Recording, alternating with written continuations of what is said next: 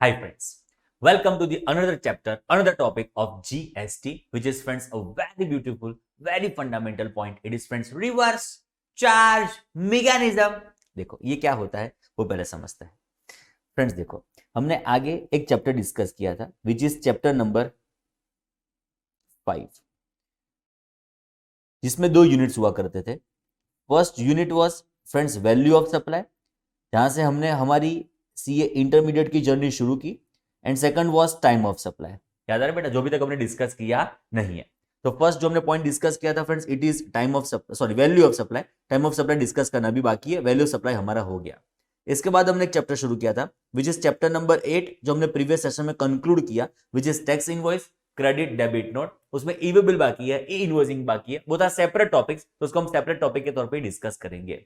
Now मैंने आपको ऐसा बताया था बचपन में कि ये टाइम ऑफ सप्लाई पढ़ने के लिए एक चैप्टर बहुत जरूरी है. जो चैप्टर कौन सा? चैप्टर नंबर 8 जिसको हमने पढ़ लिया, जहां पे हमने सेक्शन 31 से लेके सेक्शन 34 को डिस्कस किया. याद आ रहा है बेटा आपको? 31 जनरली टैक्स इनवॉइस के बारे में अलग अलग 7 सबसेक्शंस को इन डिटेल डिस्कस किया. सेक्शन 34 क्रेडिट डेबिट नोट, 32 33 तो बेचारी शुरू हो गई, खत्म हो गई थी. ओके, अभी वापस एक बार इस चैप्टर को टाइम ऑफ सप्लाई को थोड़ा प्रॉपरली डिटेल में पढ़ने के लिए और एक चैप्टर की जरूरत है. बाप रे बाप, हम आए थे चैप्टर नंबर 5 के यूनिट नंबर 2 को पढ़ने के लिए, बट उस चैप्टर नंबर 2 को और वो यूनिट नंबर 2 को पढ़ने के लिए हमने और एक चैप्टर का रेफरेंस लिया which was chapter number 8. Further और एक चैप्टर का हम यहां पे रेफरेंस लेंगे which is chapter number 3 which is friends charge of GST. ये चार्ज ऑफ जीएसटी है ना बेटा, उसमें भी दो टॉपिक्स है. फर्स्ट है friends it is reverse charge mechanism, जिसका स्टार्टिंग का डिस्कशन आज हम शुरू करेंगे. एंड फ्रेंड्स नेक्स्ट आएगा हमारा section 10 which is friends composition scheme. बोलो क्लियर? डन. तो हमारी सीक्वेंस जो रहेगी वो पहले इस चैप्टर में रिवर्स चार्ज मैकेनिज्म को पढ़ने की रहेगी, बाद में हम वापस एक बार टाइम ऑफ सप्लाई के ऊपर आएंगे, बाद में वापस एक बार सेक्शन 10 को रिफर करेंगे. फ्रेंड्स तो ओवरऑल आपको समझ में आ रहा होगा कि हमारी जो जर्नी का रास्ता है वो कहां से कहां हो पे कैसे जा रहा है. Friends done. हम एक चैप्टर के ऊपर अटके हुए हैं which is chapter number 5 which is time of supply, but उसको पढ़ने के लिए हमने चैप्टर 8 को भी रिफर किया. उसको फर्दर एकदम डिटेल में प्रॉपर मैनर में पढ़ने के लिए वापस एक बार हम चैप्टर नंबर 3 का रिवर्स चार्ज मैकेनिज्म को भी हम यहां पे डिस्कस करते हैं. Friends done. चलो शुरू करते हैं. रिवर्स चार्ज मैकेनिज्म मेरा one of the favourite topic under GST. Friends देखो हमारे वहां पे ना फ्रेंड्स दो पेमेंट सिस्टम है, दो पेमेंट स्कीम है. मतलब जीएसटी पे करने के लिए दो मैकेनिज्म हमारे पास अवेलेबल है. फ्रेंड्स फर्स्ट होता है हमारे वहां पे forward charge mechanism and second हमारे वहां पे होता है बेटा रिवर्स चार्ज मैकेनिज्म. इसका थोड़ा रेफरेंस हमने 9394 याद करो, हमने टैक्स इनवॉइस चैप्टर में लिया था 313F एंड 313G. याद आ रहा होगा बेटा आपको? एक बार यस लिख दो फटाफट मुझे पता चले. 313F 313G reverse charge mechanism 9394. याद आ रहा है chartered accountants? Yes no? Yes. तो उसको डिटेल में देखेंगे आज. क्लास से शुरू करेंगे कि कहां कहां पे एग्जैक्टली रिवर्स चार्ज मैकेनिज्म हमको फॉलो करना है. Friends done. तो दो पेमेंट स्कीम हमारे पास अवेलेबल है. One is forward charge mechanism, second is friends reverse charge mechanism. Friends हमारे वहां पे जनरली जीएसटी कौन पे करे? तो जनरली जो जीएसटी पे करेगा वो हमारे वहां पे सप्लायर होगा. जो जनरली जीएसटी पे करेगा ना बेटा वो हमारे वहां पे कौन होगा? सप्लायर. मतलब अब समझो मैं सप्लायर, आप रेसिपिएंट, तो मैं आपसे जीएसटी कलेक्ट करूंगा. आपसे जीएसटी कलेक्ट करने के बाद वो मैं गवर्नमेंट को पे कर दूंगा. मीनिंग दैट बाय जीएसटी का बर्डन आपके ऊपर आया. रेसिपिएंट आपके ऊपर आया, बट पे गवर्नमेंट को किसने किया? वो सप्लायर ने जीएसटी गवर्नमेंट को पे किया. Meaning that by payment is done by supplier but burden is on whom? Friends recipient. तो बोलो पे करे सप्लायर, बर्डन किस पे? रेसिपिएंट. बट फ्रेंड्स कभी कभी ये सिनेरियो रिवर्स हो जाता है, ये सिनेरियो एडवर्स हो जाता है, एकदम रिवर्स हो जाता है, जहां पे रेसिपिएंट ही गवर्नमेंट को जीएसटी पे करता है एंड उसका बर्डन भी किसके ऊपर रहता है? तो रेसिपिएंट है, रेसिपिएंट ही पे करे, बर्डन भी रेसिपिएंट के ऊपर.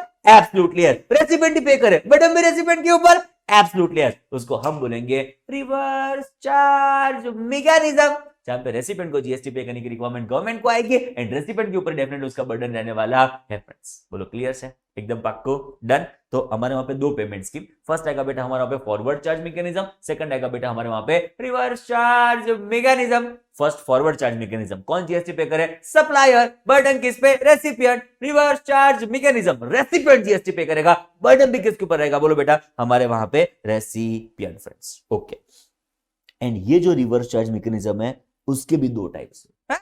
रिवर्स चार्ज मैकेनिज्म की दो टाइप्स, एब्सोल्युटली यस। ये जो हमारा रिवर्स चार्ज मैकेनिज्म है वो दो सेक्शन से गवर्न होता है।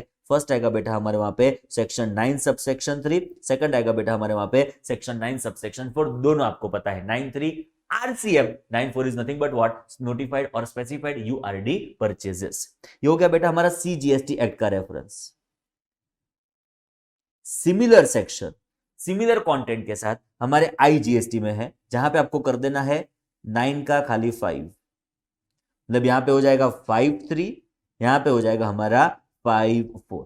क्लियर? तो 9(3) 9(4) सीजीएसटी में, 5(3) 5(4) आईजीएसटी में। क्लियर? चलो जरा यहां पे चेक करो, section 9 subsection 3 of CGST act 2017, similar section is 5 subsection 3 of IGST act 2017। 9(4) में देखो तो सीजीएसटी में हमारा 9(4) होगा एंड आईजीएसटी में कौन सा हो जाएगा बेटा? It would be 5 subsection 4 friends. तो 9(3) और 5(3) is nothing but what? Reverse charge mechanism, जहां पे नोटिफाइड गुड्स और सर्विसेज के ऊपर, जहां पे लॉ ने बोला, जहां पे गवर्नमेंट ने बोला, वहां पे रेसिपिएंट जीएसटी पे करेगा, बर्डन पे किसके ऊपर रहेगा? रेसिपिएंट। एंड फ्रेंड्स यहां पे हो जाएगा it is notified URD purchases.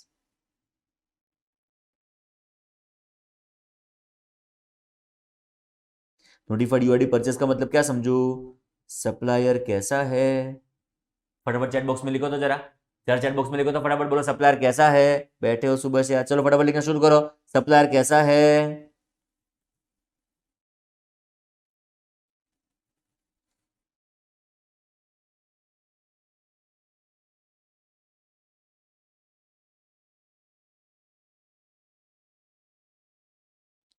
Unregistered. Recipient कैसा है? रजिस्टर्ड। एंड सप्लाईज क्या है? नोटिफाइड। बोलो क्लियर? तो यहां पे नोटिफाइड यूआरडी परचेजेस में supplier unregistered, recipient registered and supplies आपका नोटिफाइड होगा, तो वहां पे रेसिपिएंट को जीएसटी पे करने की रिक्वायरमेंट हमारे वहां पे आने वाली है फ्रेंड्स। तो दो टाइप के आरसीएम हमारे वहां पे हो गए, 9(3) 9(4।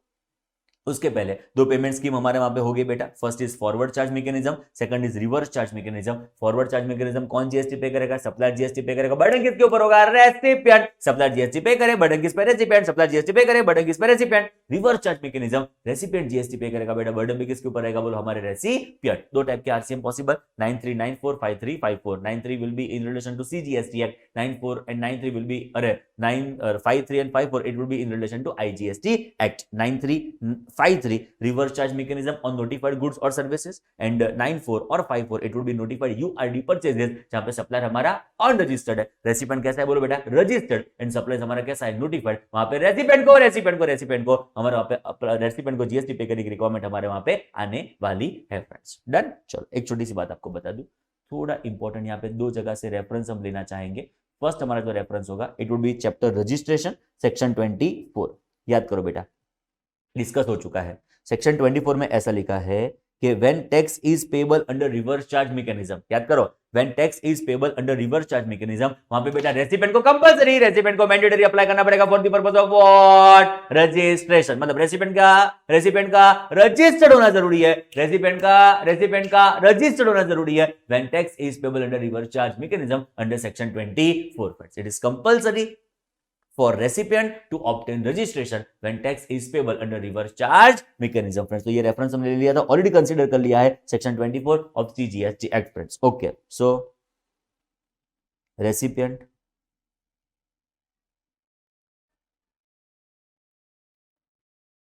compulsorily liable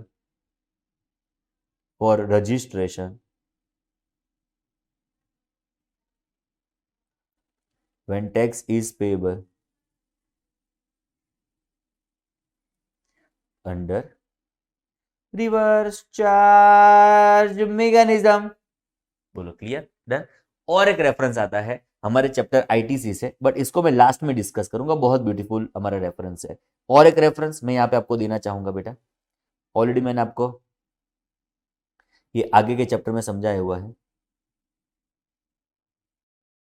ये रेफरेंसेस भी बहुत इंपॉर्टेंट, एक चैप्टर से दूसरे चैप्टर में जंप करना, यही फ्रेंड्स जो जंपिंग है ना, वही आपके क्लैरिटी को अलग लेवल के ऊपर बिल्ड करेगा कि वैल्यू ऑफ सप्लाई से गए और कोई सेकेंडरी डिस्काउंट से आए क्रेडिट नोट के ऊपर, आप समझ रहे हो ना, getting my point, reverse charge mechanism को समझा टैक्स इनवॉइस में, गेटिंग माय पॉइंट, यस और नो। तो ये जो जंपिंग हो रहा है ना, रेफरेंसेस जो खुल रहे हैं ना, वो आपके नॉलेज को, वो आपके कंटेंट को अलग ही लेवल के ऊपर ले जाएगा फ्रेंड्स। ओके, एक और रेफरेंस देना चाहूंगा, it is friends chapter tax invoice, section 31 subsection 3 clause F and section 31 subsection 3 clause G।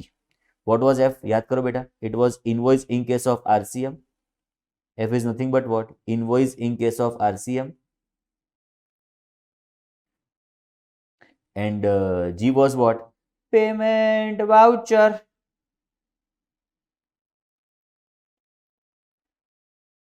Clear? तो ये और एक रेफरेंस हमारा रिवर्स चार्ज मैकेनिज्म में हो गया। चलो, ये आईटीसी का रेफरेंस डिस्कस करना बाकी है, वो थोड़ा टाइम वेट कर लेते हैं। चलो नेक्स्ट आएगा बेटा हमारे वहां पे, oh, first clause of reverse charge mechanism. समझाता हूं वापस एक बार। दो टाइप के पेमेंट सिस्टम हमारे वहां पे अवेलेबल है, one is forward charge mechanism, second is friends reverse charge mechanism. Forward charge mechanism supplier GST pay करेगा, बर्डन रेसिपिएंट के ऊपर होगा। Reverse charge mechanism recipient GST pay करेगा, बर्डन भी किसके ऊपर रहेगा? Burden recipient. 9394 93 is equal to 53, 94 is equal to 54, 9353 notified reverse charge mechanism, 9454 it is notified URD purchases, supplier unregistered, recipient registered, suppliers will be notified। तो यहाँ पे हमको recipient को जीएसटी पे करने की रिक्वायरमेंट आने वाली है, रेसिपिएंट को कंपल्सरी अप्लाई करना पड़ेगा for the purpose of what? Registration. समझ लो फ्रेंड्स, एक बहुत बड़ी खुश खबर है जो मैं आपको देना चाहूंगा। I am now director of Reliance Industries limited. Now I am a director of a very big company of India. It is friends Reliance Industries Limited. तो बोलो मैं कौन बना? डायरेक्टर। कंपनी कौन है? कंपनी। वैसे समझो फ्रेंड्स, मैं बना डायरेक्टर, किस कंपनी का डायरेक्टर? तो कि रिलायंस इंडस्ट्रीज लिमिटेड का डायरेक्टर। आप मुझे बताओ, हमारे बीच में जो रिलेशन एस्टेब्लिश होगा उस केस में डायरेक्टर कौन? सप्लायर के रेसिपिएंट। चलो फटाफट लिखना शुरू करो चैट बॉक्स में, डायरेक्टर कौन? SKR SKR SKR SKR SKR, it would be S. ये तो समझा दिया है। रिलायंस कौन बनेगा? बोलो फटाफट। SKR SKR SKR SKR SKR, Reliance बनेगा रेसिपिएंट। ओके, तो friends director Reliance Industries limited को सर्विसेज का सप्लाई करेगा। ऑलरेडी मैंने डिस्कस कर दिया है चैप्टर टैक्स इनवॉइस में, आई थिंक आपको याद भी आ रहा होगा। एंड लगभग मैंने सेम टू सेम एग्जांपल ही आपको दिया था। एक बार वापस एक बार आपको बता भी देता हूं कि देखो हमने इसको कहां पे एग्जांपल के तौर पे कंसीडर किया था। थोड़ी थोड़ी आपकी मेमोरी भी मैं शार्प कर देता हूं, जरा यहाँ पे चेक करो। इसको 31(3)F एंड 31(3)G में जब RCM को थोड़ा थोड़ा समझाया था, तभी समझाया था। देखो ये रहा director of Reliance Industries Limited. Yes no? Yes. आओ जरा वापस एक बार समझा देता हूं, चिंता ना करो। तो मैं बना director of Reliance Industries limited and company कौन है? तो कि हमारे वहां पे कंपनी। ओके, चलो, तो मैं रिलायंस को सर्विसेज का सप्लाई करूंगा, मैं बनूंगा सप्लायर, रिलायंस बनेगी रेसिपिएंट। तो फ्रेंड्स मैं सप्लाई करूंगा, सर्विसेज का सप्लाई मैं करूंगा। एंड आप चेक करो, तो रिलायंस मुझे क्या करेगी बेटा? कंसिडरेशन का पेमेंट। अभी पेमेंट कितना होगा? तो कि एग्जांपल के तौर पे मेरा वैल्यू ऑफ सप्लाई 100 रुपए था, प्लस जीएसटी भी होगा, विच इज लेटर से एट 18%। तो अल्टीमेटली कितना होगा टोटल कलेक्शन मेरा? 118। तो नॉर्मल सर्कमस्टेंसेस में क्या होता? 100 रुपए मैं मेरी जेब में रख देता, एंड जो 18 रुपए का जीएसटी कंपोनेंट है वो जाके मैं गवर्नमेंट को पे कर देता। बोलो बरोबर है बेटा? नॉर्मल सर्कमस्टेंसेस में ये ट्रांजैक्शन ऐसा होता कि भाई डायरेक्टर क्या करता? रिलायंस से पेमेंट रिसीव करता, 100 प्लस 18 118, 100 रुपीज वो अपनी जेब में रख देगा एंड 18 रुपीज जाके वो गवर्नमेंट को पे कर देगा। प्रैक्टिकली आप सोचने का प्रयत्न करें कि हमारे वहां पे डायरेक्टर्स नंबर में बहुत ज्यादा होंगे, कंपनी रिलेटिवली डायरेक्टर के कंपैरिजन में नंबर्स में कम होगी। पॉइंट नंबर 2, जो रिलायंस इंडस्ट्रीज लिमिटेड है उसकी ट्रस्टवर्दीनेस डेफिनेटली सप्लायर डायरेक्टर के कंपैरिजन में ज्यादा होगी। ट्रस्टवर्दीनेस ज्यादा किसकी? डायरेक्टर के रिलायंस की? रिलायंस की। मुझे भी मानना पड़े, कौन सी बड़ी बात है? तो गवर्नमेंट ने क्या थॉट फिट किया कि भाई ये जो 18 रुपीज स्मितिया तू जो कलेक्ट करता है ना वो रहने दे।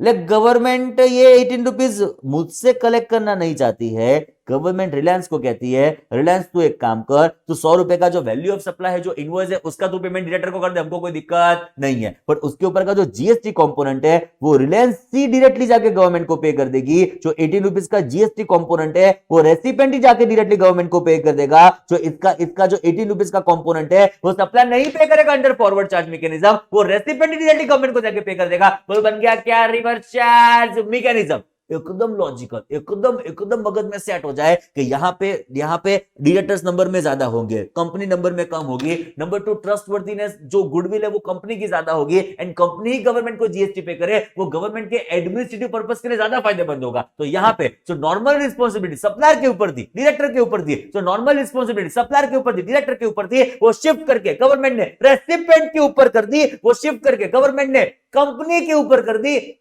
वो कंपनी डायरेक्टर की जगह जीएसटी गवर्नमेंट को पे करेगी, रेसिपिएंट डायरेक्टर की जगह, रेसिपिएंट सप्लायर की जगह जीएसटी गवर्नमेंट को पे किया जाएगा, रेसिपिएंट गवर्नमेंट को जीएसटी पे करेगा। बन गया क्या? Reverse charge mechanism. जहां पे बर्डन भी रेसिपिएंट के ऊपर होगा, पेमेंट भी रेसिपिएंट करेगा। It is classified under the payment scheme of reverse charge mechanism. I think आप क्रिस्टल क्लियर प्रोविजंस को समझ रहे होंगे along with its logic. Yes, no? Yes. तो पहला पॉइंट, डायरेक्टर कंपनी को जब सर्विसेज प्रोवाइड करेगा it will be reverse charge mechanism. सुनना केयरफुली बेटा, मैं डायरेक्टर हूं, बट किस कंपनी का डायरेक्टर हूं? Reliance Industries limited. बट ऐसा नहीं हो सकता कि मैं और कोई कंपनी को भी सर्विसेज प्रोवाइड कर रहा हूं। एग्जांपल के तौर पे समझो ना टाटा, तो मैं टाटा को भी सर्विसेज का सप्लाई कर रहा हूं, but not in the capacity of director. I'm director of Reliance Industries Limited, but I can provide services to Tata. Yes, no, absolutely yes. But I'm director of Reliance, but providing services to Tata. I can provide services to Tata. तो जब मैं टाटा को services provide करूंगा, payment system कौन सी आएगी? FCM या RCM? Forward charge mechanism कि reverse charge mechanism? तो लॉ ने बहुत ब्यूटीफुल प्रोविजंस यहां पे इंट्रोड्यूस किए हैं। चलो यहां पे चेक करो, सर्विसेज, ये provision of reverse charge mechanism, हमारे जीवन का पहला provision of reverse charge mechanism. सख्त ध्यान यहां पे बनाए रखो। Services supplied bye a director, तो डायरेक्टर कौन बना बोलो बेटा हमारे वहां पे? सप्लायर ऑफ अ कंपनी और a body corporate to this state company और बॉडी कॉर्पोरेट, मतलब जिस कंपनी का वो डायरेक्टर है उस कंपनी को वो सर्विसेज प्रोवाइड करे तो जाके रिवर्स चार्ज मैकेनिज्म। आप समझ रहे हो ना? जिस कंपनी का मैं डायरेक्टर हूं उस कंपनी को जाके मैं सर्विसेज का सप्लाई करूं तो जाके रिवर्स चार्ज मैकेनिज्म। जिस कंपनी का मैं सप्लायर नहीं हूं, चार्टर्ड अकाउंटेंट, जिस कंपनी का मैं जिस कंपनी का मैं डायरेक्टर नहीं हूं उसको जाके सर्विसेज का सप्लाई करूं, it will be govern by forward charge mechanism, जहां पे सप्लायर को ही जीएसटी गवर्नमेंट को पे करना पड़ेगा। जिस कंपनी का मैं डायरेक्टर हूं उस कंपनी को मैं सर्विसेज का सप्लाई करूं तो क्या आएगा पेमेंट स्कीम में? Reverse charge mechanism. जो मैं रिलायंस को सर्विसेज का सप्लाई करूं तो उसमें रिवर्स चार्ज मैकेनिज्म, जहां पे रिलायंस रेसिपिएंट को जीएसटी पे करना पड़ेगा। But I am not director of Tata, if I am providing services to Tata, तो supplier Smith will be the person required to make payment of tax. बोलो बेटा, पता चला? चार्टर्ड अकाउंटेंट्स एक बार चैट बॉक्स में लिख दो फटाफट यस यस यस, तो मुझे पता चले आगे बढ़ने में। एकदम क्रिस्टल क्लियर बेटा, पक्को? डन।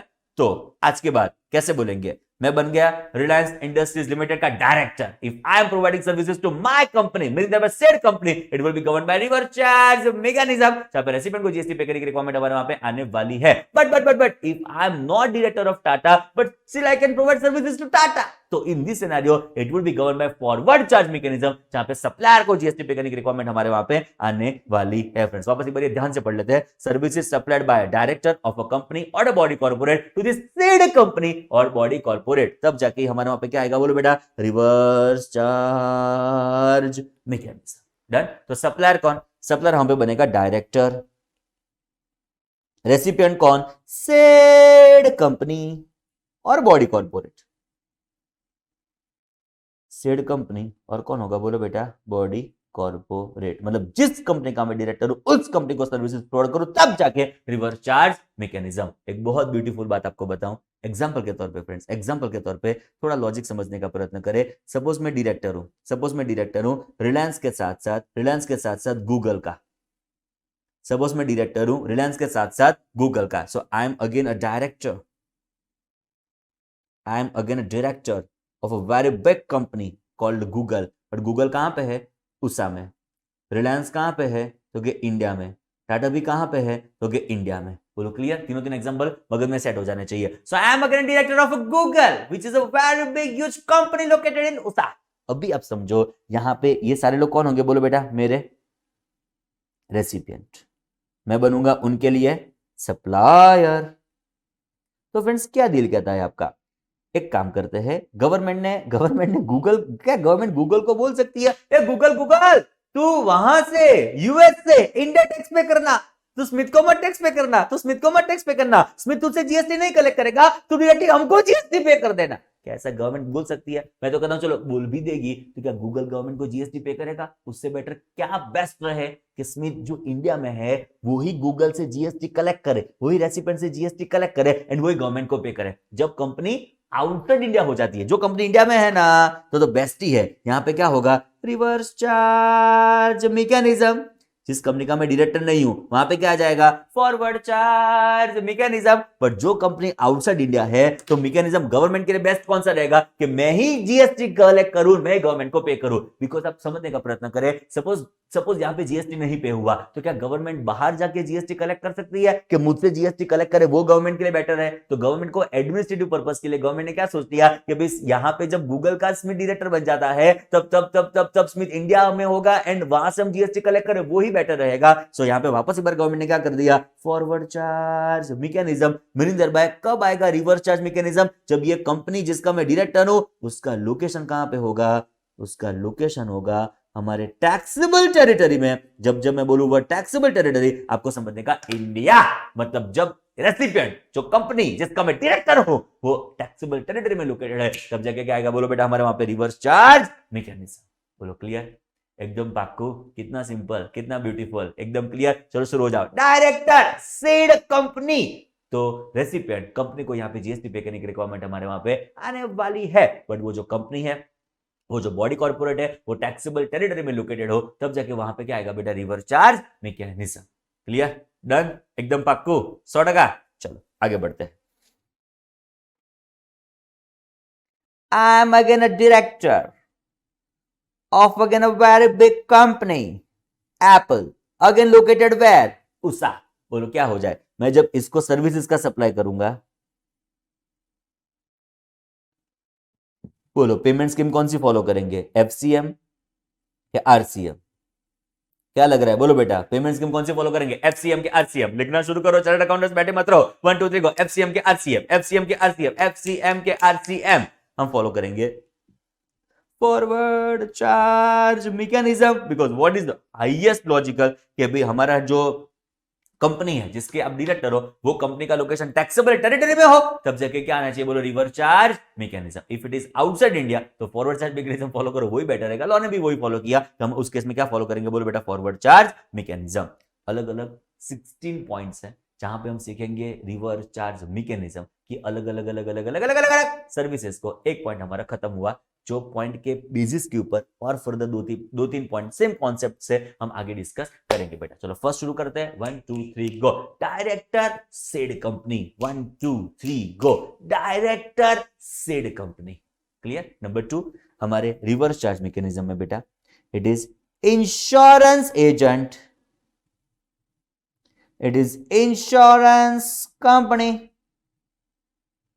ये इंश्योरेंस एजेंट होगा हमारे वहां पे सप्लायर, इंश्योरेंस कंपनी बोलो बेटा कौन होगी हमारे वहां पे, रेसिपिएंट। एकदम सेम लॉजिक वापस एक बार यहां पे सेट होने जा रहा है। जो इंश्योरेंस एजेंट है वो सप्लायर है, नंबर्स में ज्यादा है, लॉजिक सेम एकदम समझने का प्रयत्न करें। इंश्योरेंस एजेंट नंबर्स में ज्यादा है, trustworthiness in comparison of insurance company कम है। तो इंश्योरेंस कंपनी गिन चुन के कितनी होगी, 5 7 10 15 20 25 30 तो बहुत हो गई। तो गवर्नमेंट ने जो रिस्पॉन्सिबिलिटी इंश्योरेंस एजेंट के ऊपर कमीशन के ऊपर जीएसटी पे करने की थी, वो गवर्नमेंट ने शिफ्ट करके इंश्योरेंस कंपनी के ऊपर कर दी, रेसिपिएंट के ऊपर कर दी। बोलो बन गया क्या, रिवर्स चार्ज मैकेनिज्म। जहां पे रेसिपिएंट इंश्योरेंस कंपनी को जीएसटी पे करने की रिक्वायरमेंट हमारे वहां पे आने वाली है। इसका मतलब ऐसा हुआ बेटा, अब वापस एक बार समझने का प्रयत्न करें कि हमारे वहां पे होगा ऐसा कि जो इंश्योरेंस एजेंट है ना,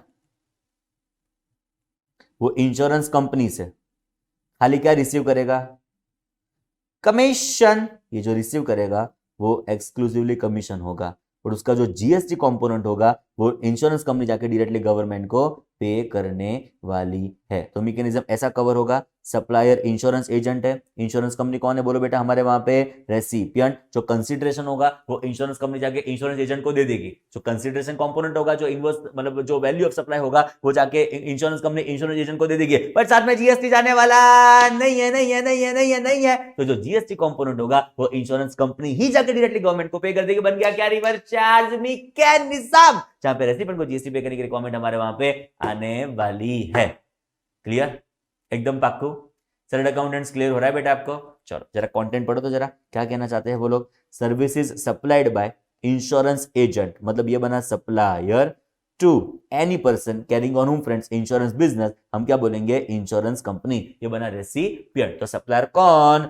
इंश्योरेंस एजेंट। रेसिपिएंट कौन? Insurance company. बन गया क्या? Reverse charge mechanism. कितने पहुंचना है? 16 पॉइंट तक पहुंचना है। 2 पॉइंट तो हो गए। 1 2 3 go. Director, said company, insurance agent, insurance company, ऐसे 16 पॉइंट्स एक साथ हम बोल रहे होंगे। बस एक दो लेक्चर का जरा मुझे समय दे दो। 16 points of reverse charge mechanism, एक साथ, हम साथ, साथ साथ, लगातार 2 पॉइंट हो गए। Director, said company, insurance agent, insurance company. बोलो क्लियर? तीसरा point same concept, same fundamentals के साथ कनेक्टेड। तीसरा point recovery agent, banking company.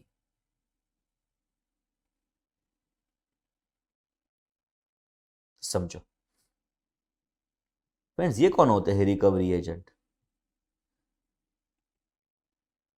Friends, bank में जितने भी लोग लोन लेते होंगे इंक्लूडिंग विजय माल्या, क्या सब लोग रीपेमेंट कर ही देते होंगे? सब अच्छे बच्चे ही होंगे हैं? जरा मुझे बताओ तो, जरा चैट बॉक्स में बताओ तो, क्या बैंक से जो भी लोग लोन लेते होंगे सब अच्छे बच्चे ही होंगे? सब रीपेमेंट कर ही देंगे? क्या कोई बात नहीं, हमारा लोन इंटरेस्ट के साथ, सब कुछ ले लो ले लो, क्या सब कुछ रीपेमेंट फुल हो जाएगा? हो ही जाता होगा? नहीं होता होगा। तो बैंक उसको रिकवर करने के लिए अपॉइंट करती है रिकवरी एजेंट को। रिकवरी एजेंट क्या करेंगे? बैंक के बिहाफ पे काम करेंगे एंड बैंक के लिए वो कस्टमर से जो जिसने लोन का डिफॉल्ट किया है वहां से वो पैसे रिकवर करने का प्रयत्न करेंगे, जिसके लिए कुछ ना कुछ कमीशन, कुछ ना कुछ रेम्यूनरेशन वो डेफिनेटली चार्ज करने वाले हैं फ्रेंड्स। तो बैंकिंग कंपनी रिकवरी एजेंट को देगी कुछ ना कुछ नाम से रेम्यूनरेशन, कमीशन, हम वर्ड यूज करते हैं रेम्यूनरेशन। अभी आप समझो ये रिकवरी एजेंट कौन बने बोलो बेटा हमारे वहां पे? सप्लायर। एंड बैंकिंग कंपनी कौन बनी बोलो बेटा हमारे वहां पे? रेसिपिएंट। तो बैंकिंग कंपनी ने क्या दिया बोलो हमारे रिकवरी एजेंट को? रेम्यूनरेशन। तो recovery agent supplier, banking company recipient, banking company ने क्या दिया बोलो बेटा? रेम्यूनरेशन। इस रेम्यूनरेशन के साथ जीएसटी देने की जरूरत नहीं है, मतलब जीएसटी नहीं लगेगा। अरे जीएसटी लगेगा, जीएसटी तो पे करना पड़ेगा, बट कौन डायरेक्टली किसको पे कर देगा? तो क्या बैंकिंग कंपनी ही जाके जीएसटी कंपोनेंट डायरेक्टली गवर्नमेंट को पे कर देगी। जो रिस्पॉन्सिबिलिटी रिकवरी एजेंट के ऊपर थी, मीनिंग दरबार सप्लायर के ऊपर थी, वो सप्लायर से शिफ्ट होके किसके ऊपर आ गई? तो हमारे बैंकिंग कंपनी के ऊपर आ गई, मतलब हमारे रेसिपिएंट के ऊपर आ गई। बोलो बन गया क्या? Reverse charge mechanism. Logic same. Recovery agents numbers में बहुत ज्यादा होंगे, उनके कंपैरिजन में बैंकिंग कंपनी नंबर में कम होगी। बैंकिंग कंपनी की ट्रस्टवर्दीनेस डेफिनेटली रिकवरी एजेंट की ट्रस्टवर्दीनेस से डेफिनेटली गुडविल बैंकिंग कंपनी की ज्यादा होने वाली है। सो गवर्नमेंट को बैंकिंग कंपनी ही जीएसटी पे करे, वो गवर्नमेंट के लिए बेस्ट रहेगा। एंड देयरफॉर बैंकिंग कंपनी जो रेसिपिएंट है वही गवर्नमेंट को जीएसटी हमारे वहां पे करने वाली है फ्रेंड्स। बोलो क्लियर?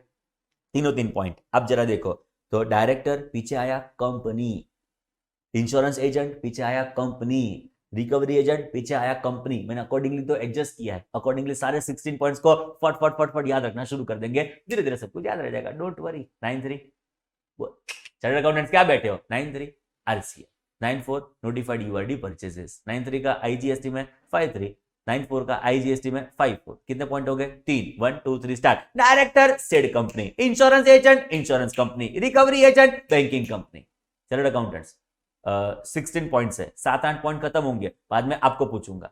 फर्दर जैसे जैसे पॉइंट होते जाएंगे, वैसे अभी तो 3 पॉइंट का लिस्ट है, जैसे जैसे 6-7 पॉइंट होते जाएंगे पूरा लिस्ट आपको धीरे धीरे धीरे हर एक पॉइंट के बाद पूछता जाऊंगा। तो 16 पॉइंट खत्म होने के बाद एटलीस्ट 16 बार तो रिवीजन हो ही गया होगा।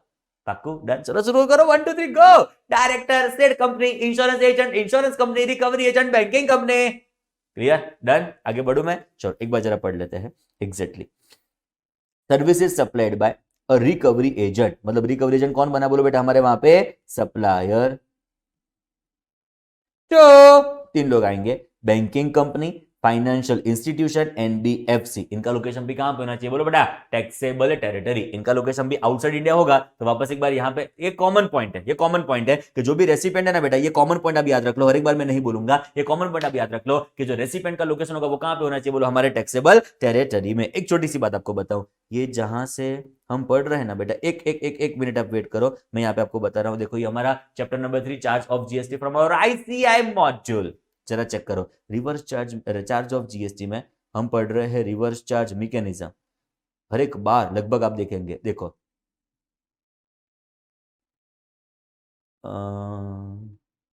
तीनों तीन जगह पे मैं आपको बताना चाहता हूं। देखो, services supplied by director of a company और a body corporate to said company और बॉडी कॉर्पोरेट। नेक्स्ट कॉलम है सप्लायर का नाम, नेक्स्ट कॉलम है रेसिपिएंट का नाम। आप समझ रहे हो ना? 6 नंबर इज सीरियल नंबर, बाद में सप्लाई जो आरसीएम में कवर्ड है वो, बाद में सप्लायर का नाम, बाद में रेसिपिएंट का नाम। रेसिपिएंट के नाम में देखो, सप्लायर के नाम में देखो डायरेक्टर ऑफ अ कंपनी और बॉडी कॉर्पोरेट। रेसिपिएंट का नाम में देखो ये रेसिपिएंट का नाम, जरा चेक करो, कंपनी और बॉडी कॉर्पोरेट। बोलो located where? In taxable territory. नीचे जरा 7 नंबर चेक करो, services supplied by agent being insurance agent to any person carrying on insurance business। जरा वापस एक बार चेक करो, एन इंश्योरेंस एजेंट, रेसिपिएंट के नाम पे चेक करो, any person carrying on insurance business but located where in taxable territory. वापस एक बार 8 नंबर चेक करो, services supplied by recovery agent to banking company, financial institution, NBFC. Supplier का नाम चेक करो, रिकवरी एजेंट, रेसिपिएंट का नाम चेक करो, banking company, financial institution, NBFC. Located where in taxable territory. मतलब हर एक बार ये पॉइंट ऑलमोस्ट हर एक जगह पे कॉमन आएगा बेटा। सो वापस एक बार ये मेंशन ही कर देता हूं, सो आपको रहे दिल में शांति कि जो भी हमारा रेसिपिएंट है बेटा, वो रेसिपिएंट हमारे वहां पे जो लोकेटेड है वो होना चाहिए इन टैक्सेबल टेरिटरी। इंश्योरेंस कंपनी इन टैक्सेबल टेरिटरी। सप्लायर यहां पे कौन होगा बोलो बेटा सप्लायर फटाफट? Recovery agent. रेसिपिएंट कौन होंगे? 3 लोग होंगे, हम याद बोलेंगे बैंकिंग कंपनी, पर मगज में ध्यान रखने का ही रखने का, इनके साथ 2 लोग और आ ही जाते हैं। बोलो हमारे वहां पे कौन? तो फाइनेंशियल इंस्टीट्यूशन, एंड नेक्स्ट आएगा NBFC. But this all 3 should be located where बोलो फटाफट?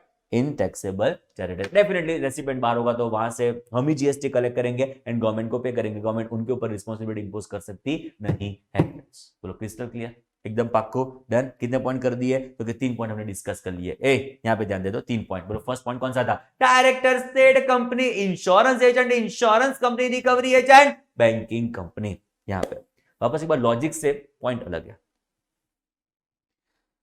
बुक लिखने वाला होता है बेटा हमारे वहां पे ऑथर, म्यूजिक बनाने वाला हमारे वहां पे बोला जाता है म्यूजिक कॉम्पोजर।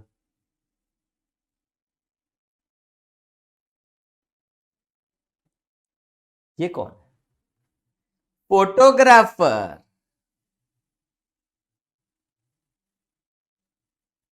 ध्यान कंटेंट पे रखना। ये कौन है? आर्टिस्ट। गजब बनाया है पिक्चर।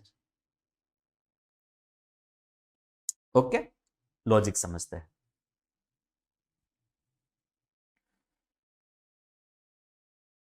इसमें से मैं 3 लोगों के नाम लेना चाहूंगा, music composure,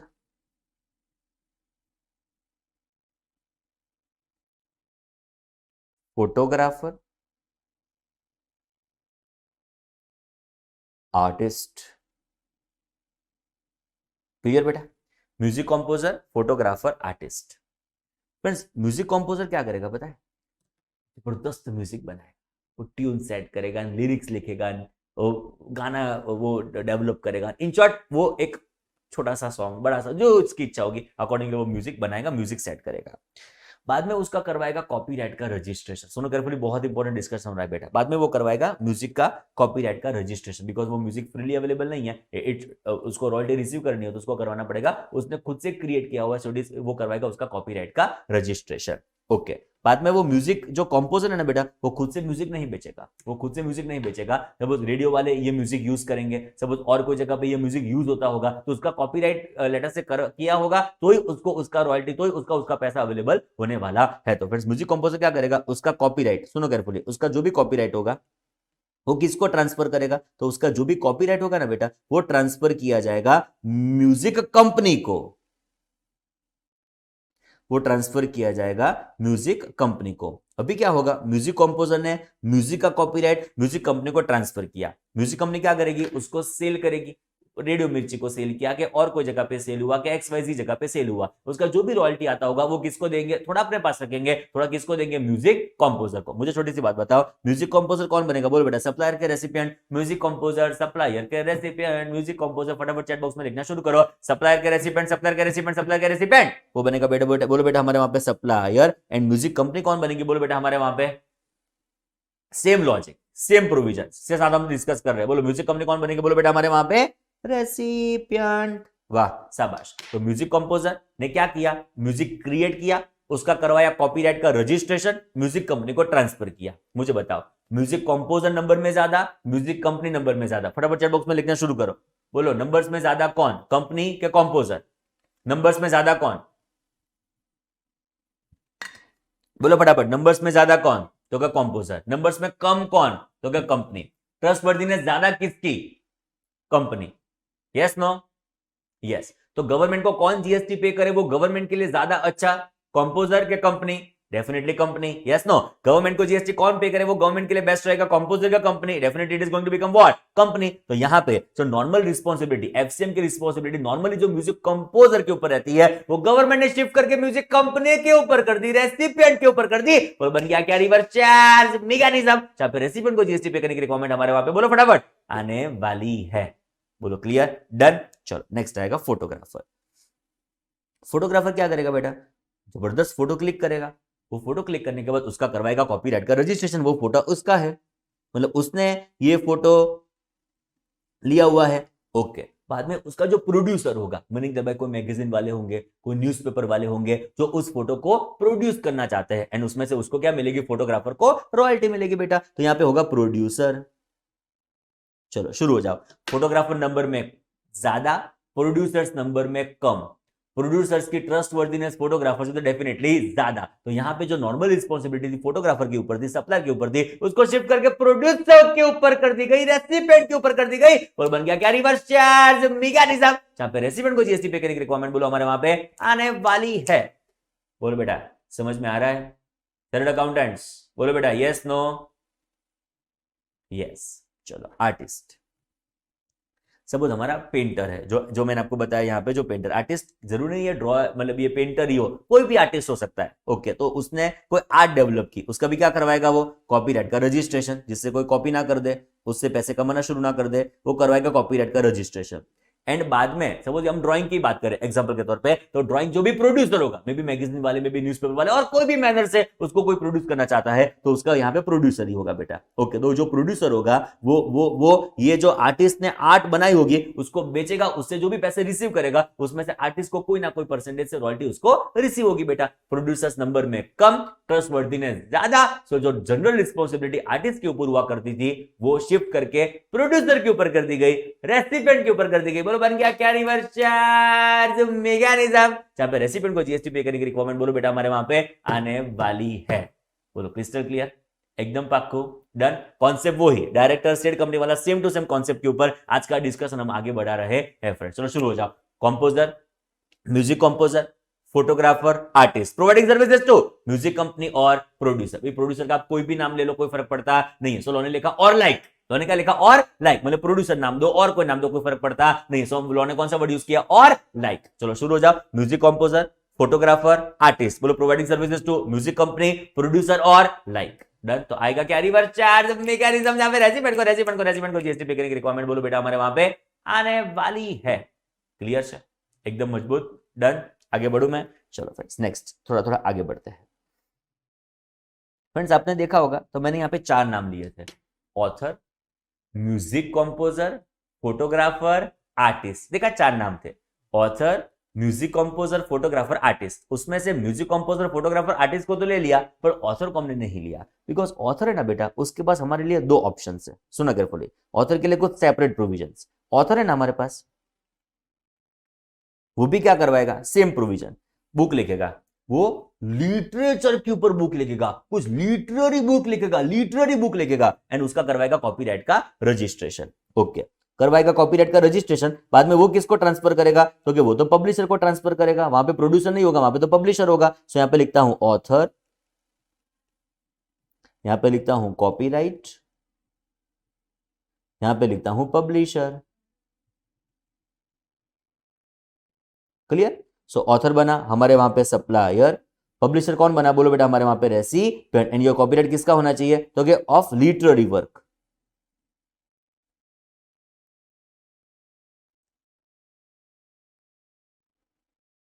okay, of literary work का ये कॉपीराइट होगा, जो ऑथर किसको ट्रांसफर करेगा, पब्लिशर को। फ्रेंड्स, तो यहां पे जो जनरल रिस्पॉन्सिबिलिटी ऑथर के ऊपर रहती थी, सप्लायर के ऊपर रहती थी, वो गवर्नमेंट ने शिफ्ट करके पब्लिशर के ऊपर कर दी, रेसिपिएंट के ऊपर कर दी, बन गया क्या, रिवर्स चार्ज मैकेनिज्म। बट एक छोटा सा अमेंडमेंट थोड़े समय पहले आया कि यहां पे आपके पास दो ऑप्शंस अवेलेबल होंगे, सुनना carefully, very very important. First option, जैसा हमने आगे डिस्कस किया, म्यूजिक कंपोजर में, फोटोग्राफर में, आर्टिस्ट में हम फॉलो कर सकते हैं रिवर्स चार्ज मैकेनिज्म, जहां पे पब्लिशर के ऊपर रिस्पॉन्सिबिलिटी होगी for the purpose of payment of tax. Yes, no, absolutely yes. But option number 2,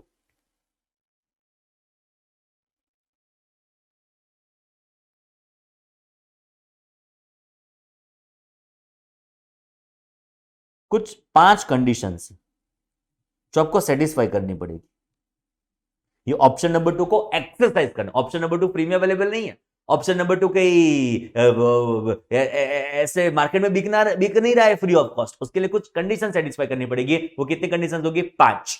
तो ऑन सेटिस्फैक्शन ऑफ 5 कंडीशंस हम फॉलो कर सकते हैं फॉरवर्ड चार्ज मैकेनिज्म, जहां पे ऑथर की जवाबदारी होगी, ऑथर की रिस्पॉन्सिबिलिटी होगी for the purpose of payment of tax. Friends, RCM होगा तो कौन जीएसटी पे करेगा, पब्लिशर।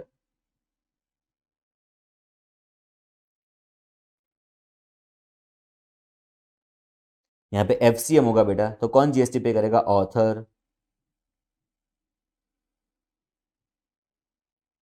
बट कंडीशंस कितनी, तो क्या 5 सेटिस्फाई करो तो ही ऑप्शन आपके पास अवेलेबल होगा। फ्रेंड्स देखो, टोटल 4 लोग थे हमारे पास, मैंने आपको बता दिया, author, music composer, photographer, artist. सो ऑथर, कंपोजर, फोटोग्राफर, आर्टिस्ट, उसमें से ऑथर को अलग कर दिया, बिकॉज ऑथर के पास एक दो ऑप्शंस हमारे पास अवेलेबल हो गए, तो ऑथर के लिए 2 options, generally RCM, but option is also available for FCM. बाकी म्यूजिक कंपोजर खाली आरसीएम, फोटोग्राफर खाली आरसीएम, आर्टिस्ट खाली आरसीएम। ये ऑथर ही ऐसा है जिसके पास 2 ऑप्शन हमारे पास अवेलेबल होंगे, जनरली आरसीएम, बस 5 कंडीशन सेटिस्फाई करेंगे तो क्या हो जाएगा, वो ऑप्शन अवेलेबल हो जाएगा for FCM as well. Okay, so music composer copyright transfer करेगा म्यूजिक कंपनी को, फोटोग्राफर कॉपीराइट ट्रांसफर करेगा प्रोड्यूसर को, आर्टिस्ट कॉपीराइट ट्रांसफर करेगा प्रोड्यूसर को। तो यहाँ पे म्यूजिक कंपनी, प्रोड्यूसर और लेटर से प्रोड्यूसर जो हमारे रेसिपिएंट्स है वो जाएंगे liable for the purpose of what, payment of GST, apply भी करेंगे for the purpose of registration, compulsory है अंडर सेक्शन 24। बट जब हम बात करेंगे ऑथर की, जब वो लिटरेरी वर्क का कॉपीराइट ट्रांसफर करेगा पब्लिशर को, आपके पास 2 ऑप्शंस अवेलेबल होंगे, option number 1, option number 2। Option 1 हम क्या फॉलो कर सकते हैं बेटा, आरसीएम, जहां पे पब्लिशर को जीएसटी पे करना पड़ेगा। और ऑप्शन नंबर 2 क्या होगा, एफसीएम भी ऑथर चाहे तो फॉलो कर सकता है, बट उसके लिए कितनी कंडीशन सेटिस्फाई करनी पड़ेगी, बोलो फटाफट, 5। तो कौन सी कंडीशन है, जरा यहां पे चेक करो, 5 अलग अलग कंडीशन है जो आपको यहां पे सेटिस्फाई करनी पड़ेगी। Friends, 5 condition.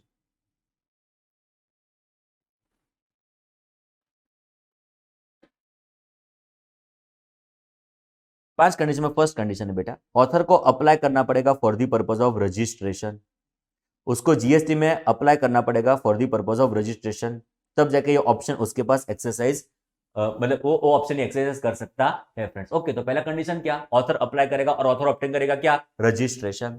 बाद में फ्रेंड्स गवर्नमेंट को देना पड़ेगा डिक्लेरेशन, ये डिक्लेरेशन वो गवर्नमेंट को देने वाला है, ये गवर्नमेंट को डिक्लेरेशन देना पड़ेगा कि गवर्नमेंट जो तूने मुझे सेकंड ऑप्शन दिया था ना, किसका? एफसीएम का। वो मैं एक्सेस करने जा रहा हूं, वो मैं अप्लाई करने जा रहा हूं। मैं आरसीएम नहीं फॉलो करूंगा। जहां पे पब्लिशर जीएसटी पे करेगा वो मैं नहीं फॉलो करूंगा। मैं ऑथर, मैं जीएसटी पे करूंगा। I will be the person required to make payment of tax. ऐसा देना पड़ेगा आपको डिक्लेरेशन। तो दोनों सन रजिस्ट्रेशन, प्रोवाइडिंग डिक्लेरेशन।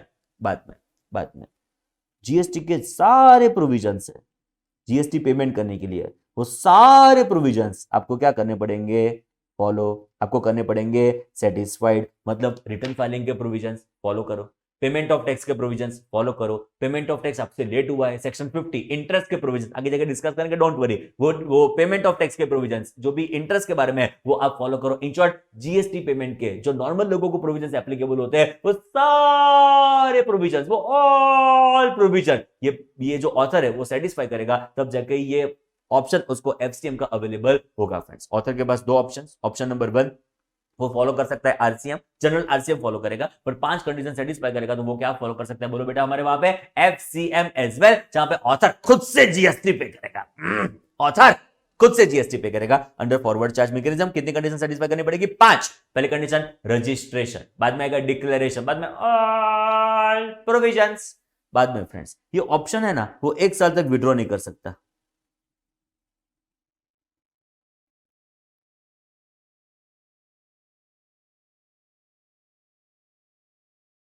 ऑप्शन जो दिन वो एक्सरसाइज करेगा ना बेटा, जो दिन वो ऑप्शन एक्सरसाइज करेगा उसके विद इन 1 ईयर तक, वो ये ऑप्शन को वेव ऑफ नहीं कर सकता।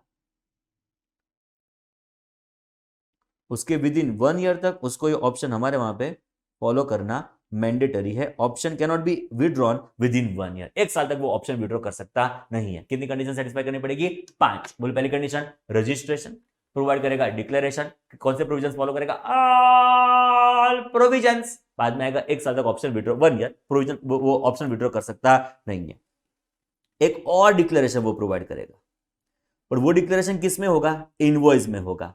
जब वो इनवॉइस बनाएगा रॉयल्टी का किसके ऊपर? पब्लिशर के ऊपर। उसमें वो डिक्लेरेशन देगा कि वो ऑथर है, वो 5 कंडीशन सेटिस्फाई करके बैठा है, वो फॉलो करेगा फॉरवर्ड चार्ज मैकेनिज्म, वो रिवर्स चार्ज मैकेनिज्म फॉलो करने वाला नहीं है। ऐसा डिक्लेरेशन वो प्रोवाइड करेगा अपने इनवॉइस में। तो ही तो पब्लिशर को पता चलेगा ना कि पब्लिशर को जीएसटी गवर्नमेंट को, रेसिपिएंट को जीएसटी गवर्नमेंट को पे करने की जरूरत नहीं है। ऐसा डिक्लेरेशन देगा तब जाके ही पता चलेगा। therefore he will also be providing declaration in his invoice to मतलब which is issued to publisher कि वो यहाँ पे क्या फॉलो करने जा रहा है?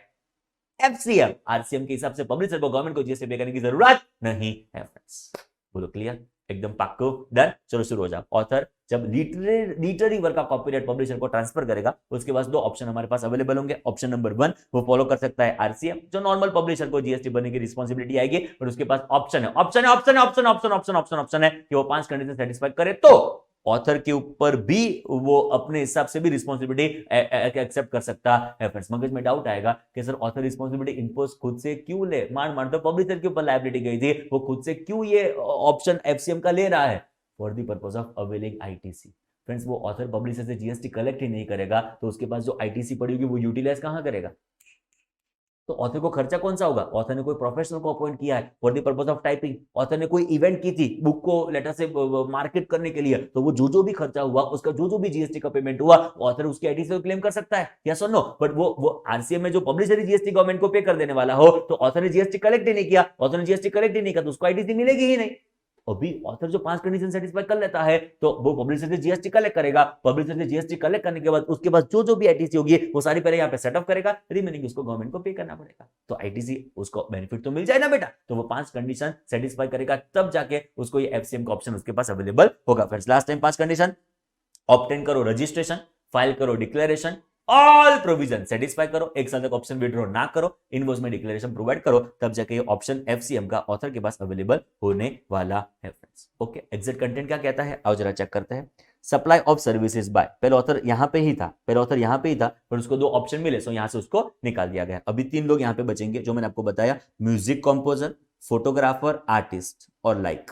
बाय वे ऑफ ट्रांसफर और परमिटिंग द यूज और एंजॉयमेंट ऑफ कॉपीराइट, मतलब जो भी ये लोग ट्रांसफर करेंगे वो क्या होगा बेटा? Copyright, which is covered under section 13(1)(a) of copyright act 1957 relating to original. ये होना चाहिए ओरिजिनल, ड्रामेटिक, म्यूजिकल और आर्टिस्टिक वर्क। ओके, तो जो कॉपीराइट ट्रांसफर हो रहा है it is in nature of original dramatic, original musical और ओरिजिनल आर्टिस्टिक वर्क। किसको ये ट्रांसफर किया जाएगा? तो ये हो गए हमारे सप्लायर के नाम, ये हो गए हमारे रेसिपिएंट के नाम। किसको ट्रांसफर कर दिया जाएगा? तो कि टू अ म्यूजिक कंपनी और प्रोड्यूसर और लाइक। बोलो क्लियर? तो music composer transferring copyright to music company, photographer transferring copyright to producer, artist transferring copyright to producer. But ये जो कॉपीराइट है वो original dramatic, original musical, original artistic work का होना चाहिए बेटा। बोलो क्लियर? डन। चलो नेक्स्ट, सप्लायर कौन कौन? जो मैंने आपको बताया, music composer, photographer, artist. Transfer कर रहे होंगे ओरिजिनल कॉपीराइट। रेसिपिएंट कौन होगा? यहां पे म्यूजिक कंपनी, प्रोड्यूसर और लाइक। बोलो वापस एक बार प्रोविजंस क्या आएंगे? लोकेटेड वेयर, लोकेटेड वेयर, जरा यहां पे आप चेक कर लो, लोकेटेड वेयर, लोकेटेड वेयर, बोलो इन टैक्सेबल टेरिटरी। तो फ्रेंड्स ये कॉमन पॉइंट ही रहता है हमारे वहां पे, तो लोकेटेड इन टैक्सेबल टेरिटरी, तब जाके रेसिपिएंट के ऊपर रिस्पॉन्सिबिलिटी होगी for the purpose of payment of tax. चलो ऑथर के बारे में क्या ख्याल है?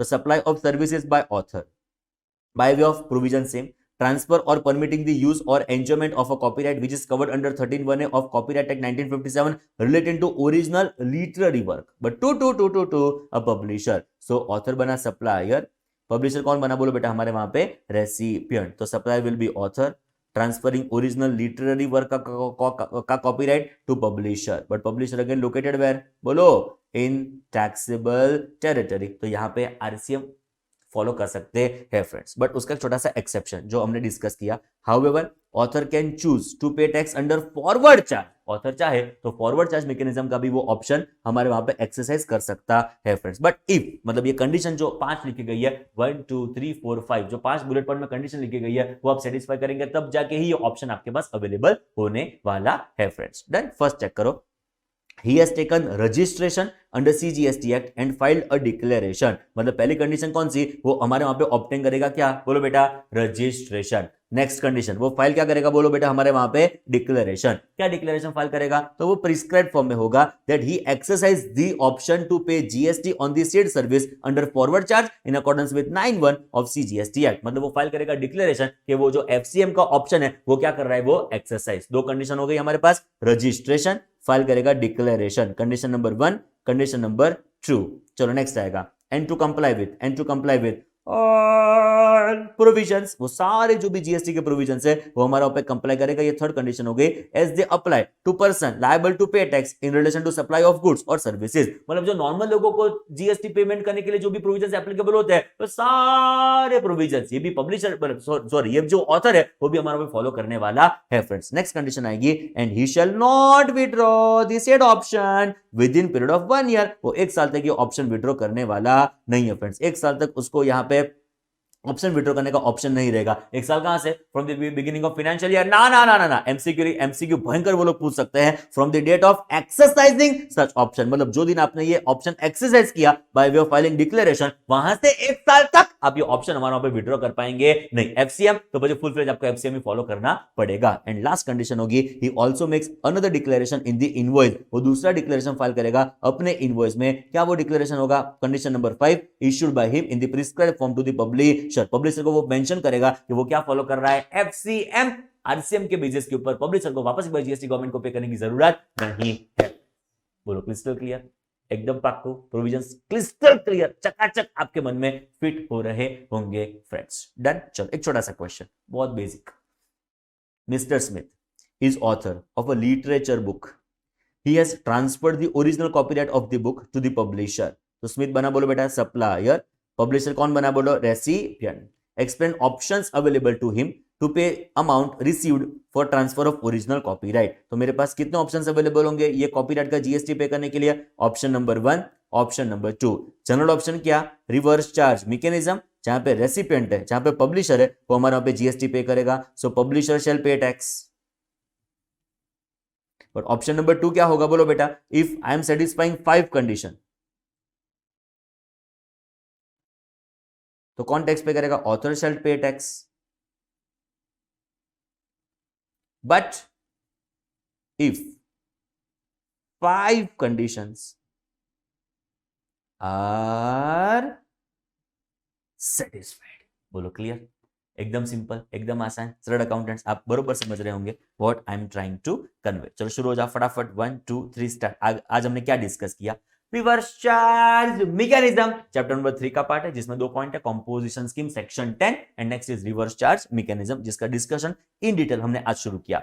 2 टाइप के आरसीएम हमारे पे पॉसिबल है, 9394 5354। 93 is notified RCM, goods and services के ऊपर आरसीएम फॉलो करना है, एंड नेक्स्ट आएगा बेटा हमारा पे notified URD purchases, supplier unregistered, recipient registered, supplies are notified. चलो शुरू हो जाओ। रेसिपिएंट को कंपल्सरी अप्लाई करना पड़ेगा for the purpose of registration when tax is payable under reverse charge mechanism, section 24 में ऐसा मेंशन्ड है फ्रेंड्स। 4 पॉइंट हमने आज रिवर्स चार्ज मैकेनिज्म के डिस्कस किए, 16 पॉइंट तक पहुंचना है, 25% आज हमने खत्म कर दिया। चलो शुरू हो जाओ। Director said company, insurance agent insurance company, recovery agent banking company. Now composer, photographer, artist, बरोबर समझना, composer, photographer, artist, providing services to music company, producer और like, providing services to music company, producer और like. And second आएगा artist, sorry author के पास 2 option, generally RCM, publisher GST pay करे, 5 condition satisfy करेंगे तो FCM, registration, declaration, all provision 1 year.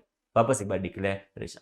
बोलो clear? ये कंटेंट एक बार ध्यान से पढ़ लेना बिफोर अटेंडिंग अवर अपकमिंग लेक्चर फ्रेंड्स। आज के लिए इतना रखते हैं। Thank you very very very much friends, thank you.